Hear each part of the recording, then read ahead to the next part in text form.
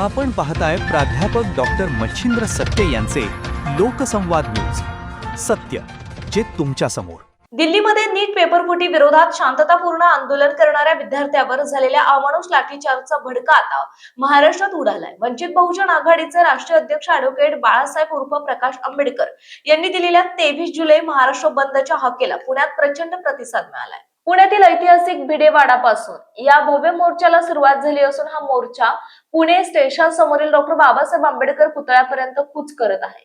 या मोर्चात वंचित बहुजन आघाडीच्या कार्यकर्त्यांसह विद्यार्थी आणि सुजाण नागरिक मोठ्या संख्येने रस्त्यावर उतरल्याने पुण्यात जणू जनसागर उसळल्याचे चित्र पाहायला मिळते.